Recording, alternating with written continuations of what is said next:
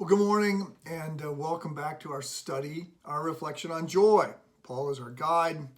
He's in a prison cell and he's reflecting on joy and we're moving very slowly through this, but this is a big topic and so I wanted to lay it out.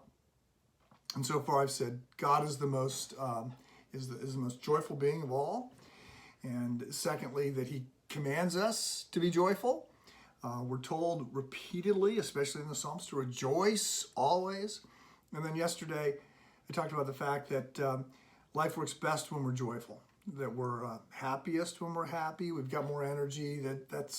We were made for this. Now, I realize I am talking to you during a pandemic, and there's a lot of pain out there. And at some point, I've got to sort of bring together the idea of lament and loss and suffering. Enjoy it, but not today. Today, I want to talk about a fourth point, and that is this idea of where do we find joy.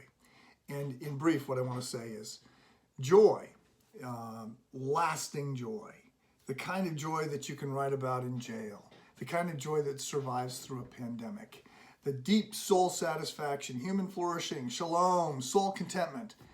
That kind of joy is always the result of a life rightly ordered and rightly lived. It's a byproduct of seeking after right desires in the right manner. The whole point here is lasting joy. If you just want to be happy for a moment, really, you might not expect to hear this from a pastor, but sin is probably your best path. If you just want to be happy for a second, for a moment, for a minute, I don't know, 5 minutes, whatever, but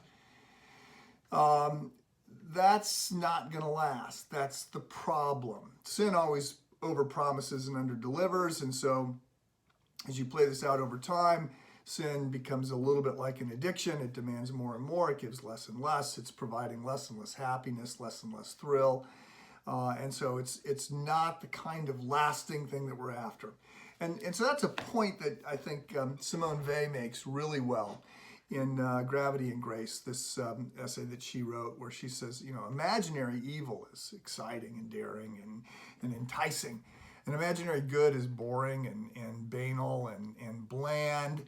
But real evil is boring. Real evil is banal. Real evil is inane. Real evil's got nothing.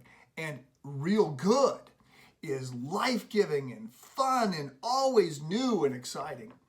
So we have to understand that the enemy has a great marketing department and is always sort of enticing us with things that cannot deliver. The path to joy is a path through a life rightly lived. It's a byproduct of a life rightly lived, and that's a life spent pursuing God, because that's what we were made for. And by the way, so that's just scripture that tells you this. This is actually something where the Greek philosophers will also say the same thing. Hedonism, the pursuit of pleasure, was discovered by the Greeks to be a dead end. And the simplest way to say this is, look, if you just go after pleasure, as opposed to going after a life rightly lived, it's sort of like saying, I like chocolate cake, so I'm just going to only eat chocolate cake. Well, at some point, that doesn't really work out. Chocolate cake can be part of a life rightly lived, part of a whole diet. But if you just pursue pleasure, it comes up short. Pursue God. Joy, deep soul satisfaction, is a result of a life rightly ordered, right desires rightly pursued.